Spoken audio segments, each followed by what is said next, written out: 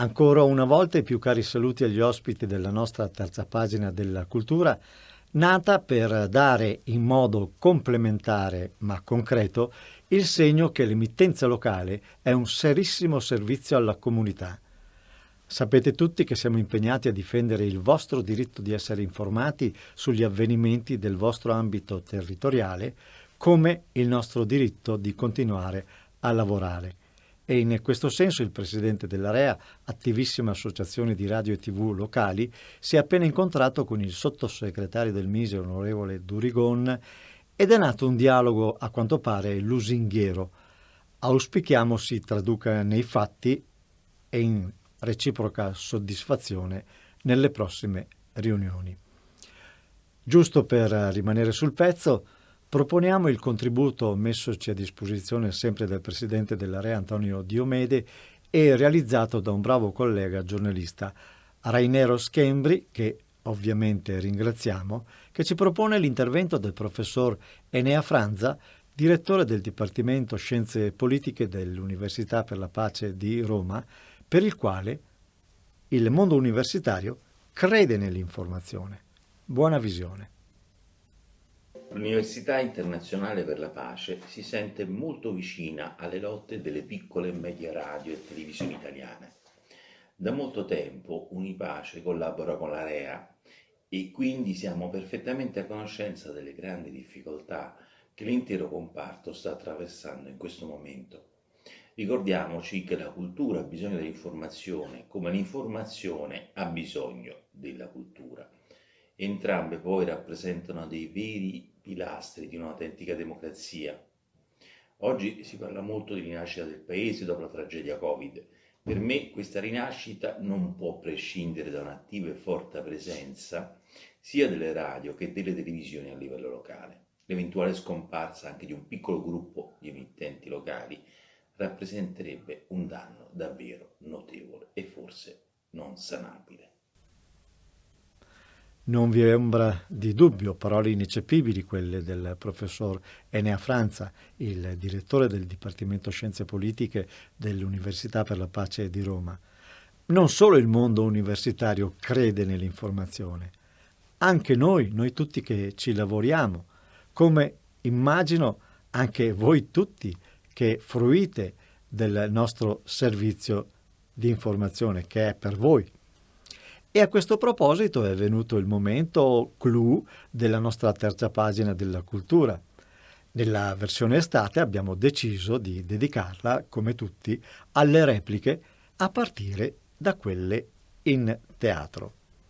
Ebbene, siamo nel dicembre del 2017 al concerto di Natale che ha segnato il nostro esordio al Teatro Comunale di Treviso, al Teatro Comunale Mario del Monaco. Per un'iniziativa come la nostra, in Italia non è mai esistita una radio privata con la propria orchestra da camera e noi, da anni, avevamo intrapreso questa fantastica avventura, un sogno arrivare al teatro. Come avete ben visto, supportata dai migliori musicisti e non solo del nostro territorio, artisti ben lieti di dare il loro contributo alla radio, la più efficiente cassa armonica reale per la promozione alla musica di grande cultura. E ripeto, un sogno arrivare a teatro. Ed è stato un successo inatteso. Molti gli appassionati cultori che proprio non sono riusciti ad entrare quella sera in teatro. Siamo a Natale, il programma è dedicato a un'occasione di festa, quindi integrato brani famosissimi di diverse epoche, da White Christmas, solista Stefano Marangoni all'oboe, ad Antonio Vivaldi con le 4 stagioni, solista al violino Carlo Lazzari, e a seguire sempre di Vivaldi il concerto più violoncello RV 419 in La maggiore con il grande Giuseppe Barutti, solista al violoncello, dopodiché Handel and Halvorsen e la loro celeberrima Passacaglia per violino e viola, solisti Carlo Lazzari al violino e Silvestro Favero alla viola. Ospite d'onore, seguirà appunto un grande ospite d'onore, uno dei più grandi interpreti della chitarra classica d'Italia, Massimo Scattolin, che presenta un paio di brani da lui stesso composti, Memory of Spain e In Tango. Termineremo con un altro notissimo brano natalizio, Stille Nacht, solista ancora una volta Stefano Marangoni all'oboe. A dirigere questa splendida serata il maestro Giorgio Sini. Grazie e buon ascolto.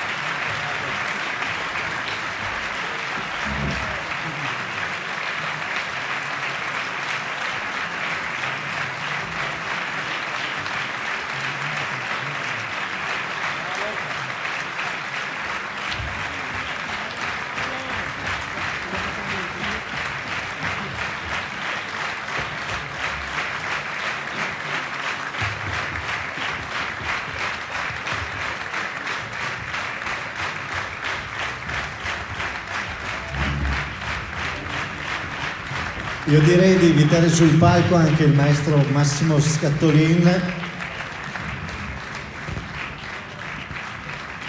per un sontuoso applauso.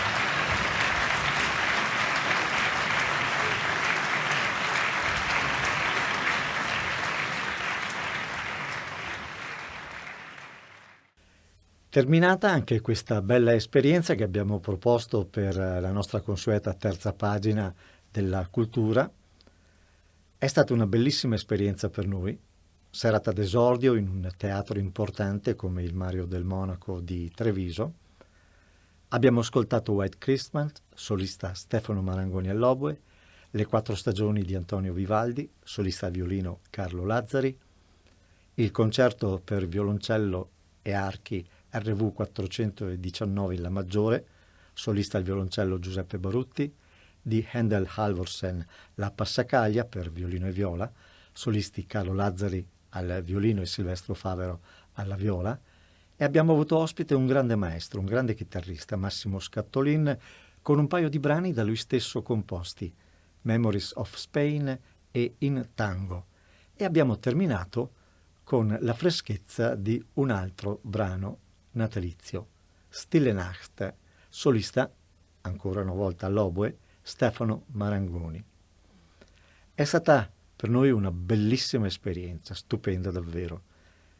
Grande la soddisfazione del pubblico, grande la soddisfazione per non essere riusciti a contenere la massa di persone che sono venuti a vedere questa orchestra da camera di una radio locale. Moltissimi sono ritornati a casa senza poter essere entrati. Questo ci ha dato soddisfazione e ci stimola anche a proporvi queste terze pagine, perché piacciono alla gente, a quanto sembra. Bene, ritorniamo alla realtà. Mi raccomando, rispettiamo le regole, mascherina, distanziamenti, cerchiamo di spendere presso i nostri amici, presso la nostra gente, diamo lavoro al nostro territorio, non dimenticandoci che i nostri genitori con la quinta elementare ci hanno fatto toccare con mano il benessere che abbiamo conosciuto, che abbiamo veramente conosciuto. Beh, questi tempi, basta che noi lo vogliamo, ritorneranno. Perché no? Grazie dell'ascolto e alla prossima.